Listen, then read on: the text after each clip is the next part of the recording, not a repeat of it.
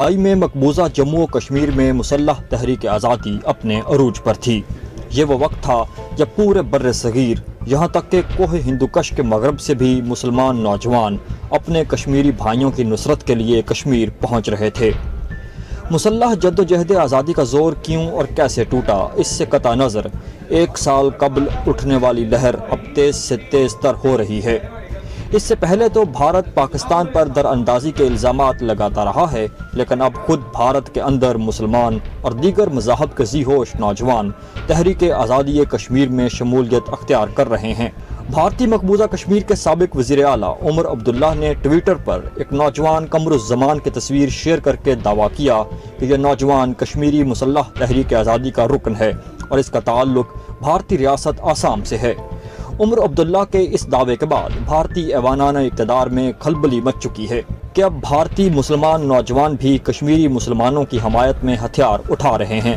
कमरुज़्ज़मान 4 साल तक अमरीकी यूनिवर्सिटी में ज़ेर तालीम रहे। 2006 में भारत वापसी के बाद मकबूजा जम्मू और कश्मीर में कारोबार शुरू किया, लेकिन जुलाई 2017 के बाद से वो गायब थे। अब सोशल मीडिया पर आने वाली एक तस्वीर से अंदाज़ा लगाया गया है कि उन्होंने बाकायदा तौर पर तहरीक आज़ादी में शमूलियत अख्तियार कर ली है, लेकिन किसी भारतीय शहरी का तहरीक आज़ादी कश्मीर में शमूलियत का ये कोई पहला वाक़या नहीं। इससे कबल भारतीय रियासत तेलंगाना के शहर हैदराबाद के रहायशी नौजवान मोहम्मद तौफीक 12 मार्च को अनंतनाग में भारतीय गासब फौज के साथ मार्के में शहादत पा चुके हैं। मोहम्मद तौफीक की अनंतनाग में शहादत के बाद कश्मीरी सुपरिटेंडेंट ऑफ पुलिस वैद ने अखबारी नुमाइंदों से बात करते हुए कहा था, उम्मीद है कि यह पहला और आखिरी दहशतगर्द है जो भारत की किसी रियासत से आकर कश्मीरी तंजीम अंसार गज़वाए हिंद में शामिल हुआ है। लेकिन इंस्पेक्टर जनरल पुलिस स्वामी प्रकाश पानी ने ज़रा होश से काम लेते हुए बयान दिया, हम हालात पर गहरी नज़र रखे हुए हैं, लेकिन यकीन से नहीं कह सकते कि तौफीक पहला या आखिरी बागी है जो भारत के किसी सूबे से कश्मीर आया है। तहरीक आज़ादी कश्मीर की मौजूदा उठान देखकर ये अंदाज़ा लगाना कुछ ज़्यादा मुश्किल नहीं कि अब खुद भारत के अंदर से कश्मीर के हुर्रियत पसंदों को इमदाद मिल रही है और आने वाले दिनों में भारतीय मुसलमानों की जानिब से कश्मीर भेजे जाने वाली कुमक और रसद में खातर खा इजाफा होगा। So obviously there is a massive social online propaganda radicalization which seems to be happening.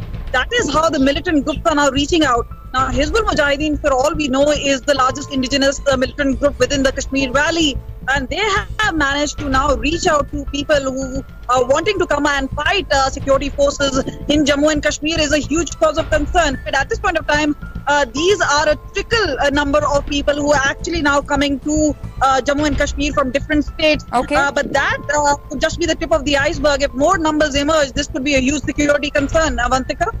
मौजूदा तहरीक आज़ादी में मकबूजा कश्मीर के मर्द-ज़न शाना बशाना भारतीय गासब फौज के खिलाफ सीना सपर हैं और भारतीय नौजवान कश्मीरी बहनों की दर्दनाक पुकार सुनकर ही कश्मीर का रुख कर रहे हैं। पहले हमारे बाप, पहले हमारे ग्रैंडफादर्स ने ये सब देखा, पहले वो मरते थे, फिर हमारे जो फादर्स हैं वो मरते, अब हमारे भाई मरते हैं, अब हमारे बच्चे मरते हैं। मतलब अब कितना करें हम, हमारे पास अब नहीं रहा है। What do they expect us to do?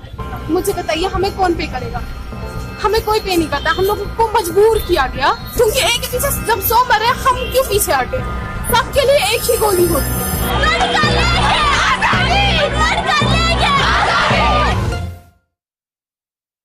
ये रिपोर्ट भारत के सीने पर बिजली बनकर गिरनी चाहिए। भारतीय लोग भी मकबूजा कश्मीर की आज़ादी के लिए कोशा हैं और अपनी खवातीन और अपने भाइयों के साथ शाना बशाना खड़े हुए हैं। कश्मीर की आज़ादी का मामला है, मकबूजा कश्मीर की आज़ादी का मामला है, और क्या ये लड़ाई बढ़ते बढ़ते अब भारत के दीगर सूबों की तरफ भी बढ़ रही है? प्रोग्राम के दूसरे हिस्से में और साहब से इसी पर बातचीत करते हैं। और साहब, आपके सामने है कि भारत से लोग उठ कर, नौजवान उठ कर अब मकबूजा वादी में जा रहे हैं और जिहाद कर रहे हैं। देखिए, अपने ही मुल्क ये के खिलाफ अपील जो थी, ये आज से तकरीबन कोई 5 साल पहले मुख्तलिफ ग्रुप्स ने करनी शुरू की थी कि हमें भारत के अंदर जिहाद का ऐलान करना चाहिए। आपको याद होगा कि उसामा बिन लादेन के मरने के बाद अलकायदा का चैप्टर खुला गया था वहां पर, इंडिया पाकिस्तान का एक अलग, और इंडिया को खासतौर पर फोकस किया गया। जी बिल्कुल। उसकी 2-3 वजूहात हैं। उसकी तो एक वजह यह है कि इस वक्त कश्मीर के अंदर जो मूवमेंट चल रही है, ये उसकी कंटिन्यूशन तो है, लेकिन अब कंटिन्यूशन नहीं रह रही। अमूमन जो गुफ्तगू की जाती है कि कश्मीर जो है अनफिनिश एजेंडा है 1947 का, और 1947 में पाकिस्तान के कुछ हुर्रियत पसंद वहां गए थे तो उन्हें आज़ाद कश्मीर लहदा कहा दिया था, तो कश्मीर बनेगा पाकिस्तान एक नारा है।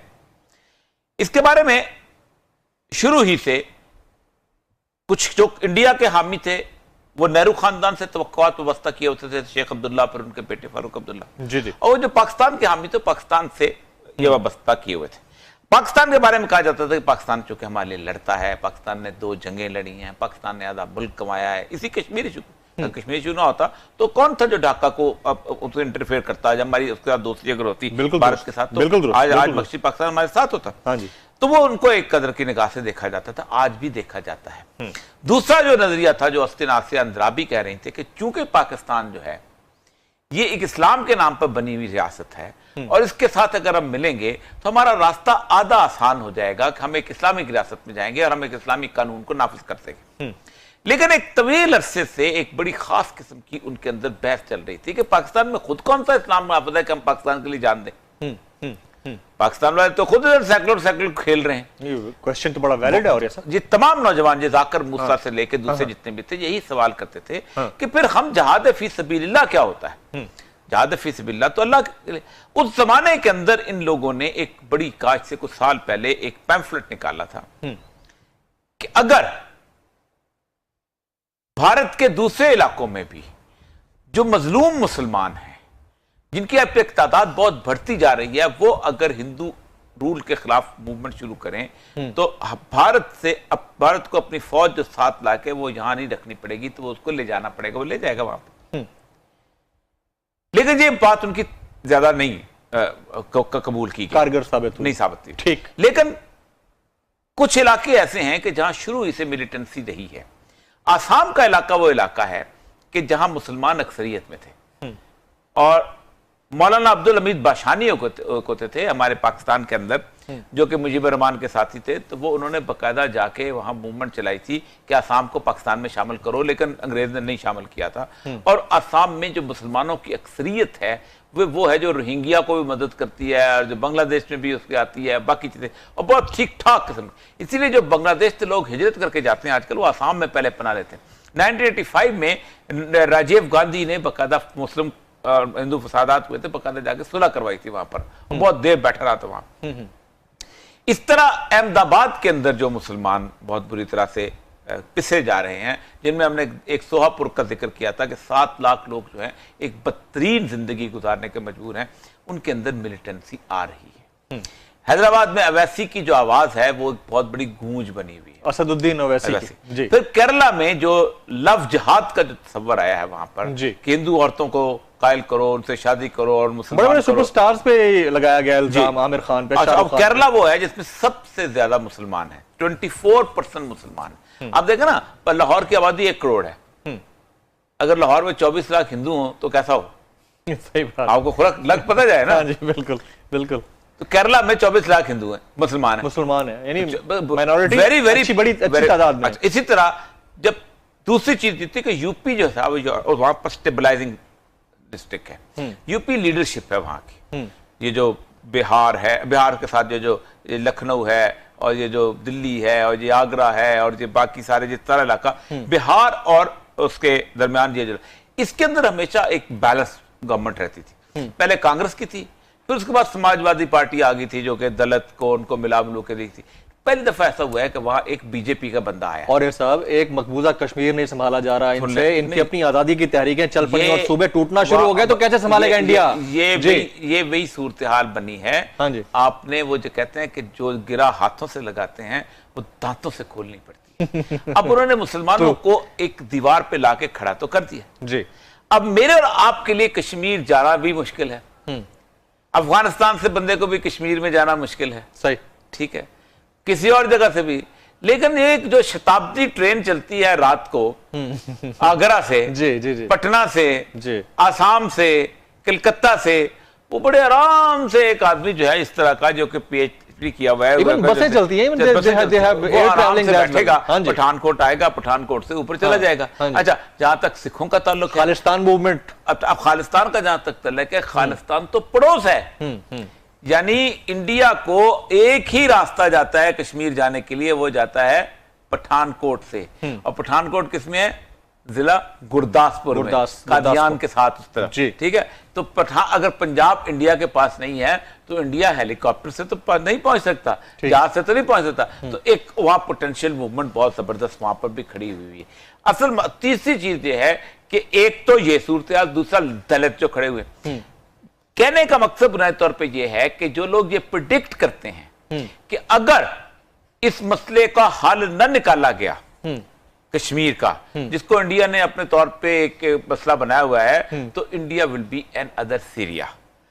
और फिर मैं वही बात कर रहा हूं रसूल अकरम सल्लल्लाहु अलैहि वसल्लम की अहादीस की कि खराब सिंध बिल हिंद व खराब अल हिंद बिल सिंध, कि सिंध की खराबी जो है वो हिंद से होगी और हिंद की खराबी जो है वो चीन से होगी। और चीन का जो बॉर्डर डिस्प्यूट के लिए जो पुराना 462 का शुरू हुआ आ रहा है, उसके लिए बाकायदा आपको पता है कि बाकायदा इन चीजें बोई जा रही हैं। अमेरिका जो है उसकी एक डिमांड ये है टू कंटेन द चाइनीज। और ऐसा मैं स्कूल डेज से था, स्कूल डेज से ये बात मैं सुनता आ रहा हूं कि इंडिया के अंदर रिफ्ट है, मूवमेंट्स चल रही हैं, इंडिया टुकड़े टुकड़े होने वाला है।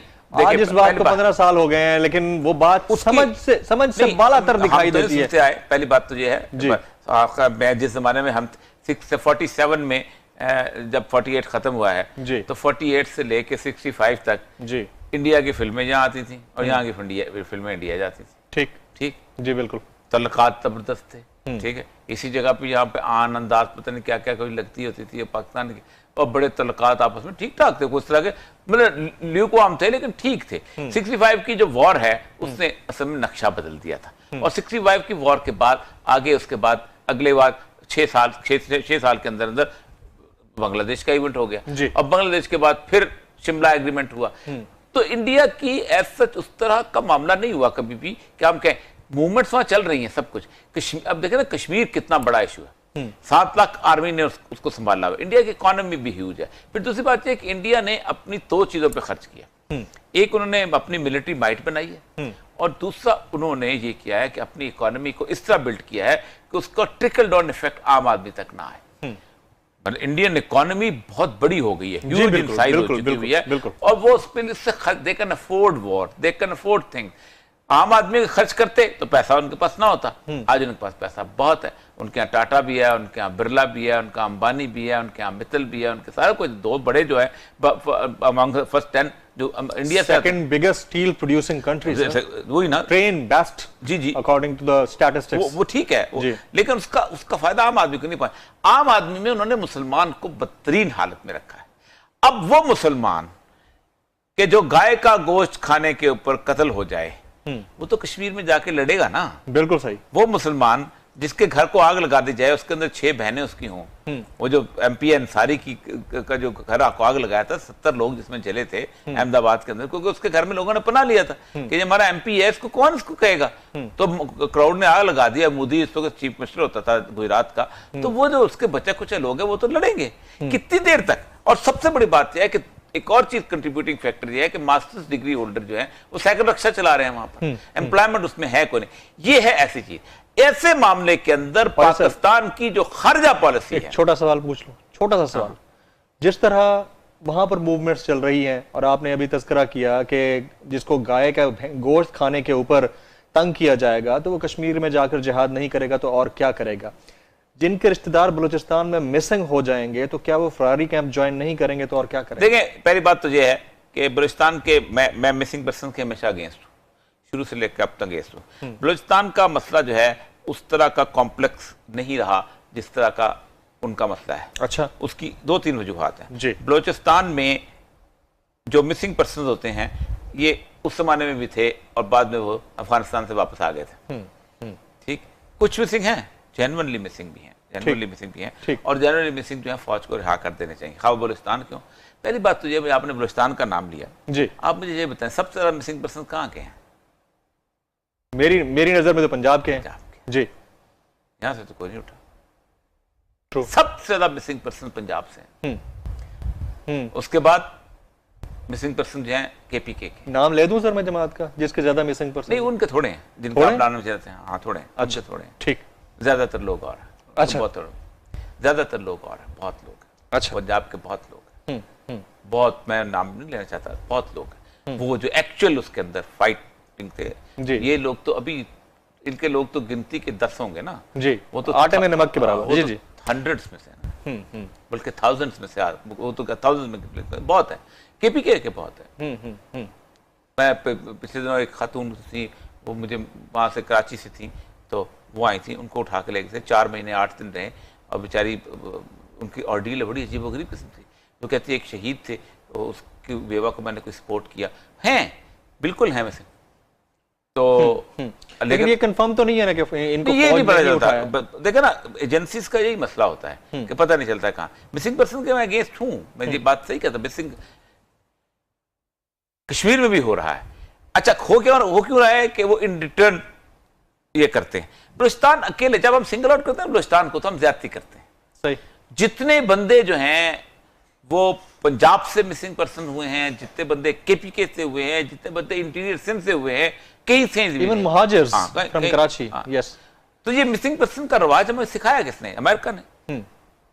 ये तकनीक जो है ये पिनोशे के जमाने में शुरू हुई थी चिली के अंदर। जी जी। तो असल अब कहना का मकसद था कि बुनियादी तौर पर ये जो बंदा है, ये जो मिसिंग होके वापस आएगा, या ये बंदा जुल्म सहता है, ये अगर कश्मीर में लड़ना शुरू कर गया तो फिर वो रसूलुल्लाह की वो हदीस जो है कि तुम हिंद के बादशाहों को जंजीरों में जकड़ के लाओगे, तो फिर ये है ईसा इब्ने मरियम को, तो अपने ईसा इब्ने मरियम को अपने दरमियान पाओगे। वो टाइम लाइन अभी पता नहीं कब आती है, लेकिन एक बात है जी कि तबले जंग हमारा और इंडिया का भी बजने वाला है। वो इतना आसानी, जल्द, इतनी देर लगती नहीं मुझे। Absolutely right. और साहब आपका पॉइंट आ गया। ख्वातीन हज़रात, यहाँ वक्त है ब्रेक का। ब्रेक के बाद जब वापस आएंगे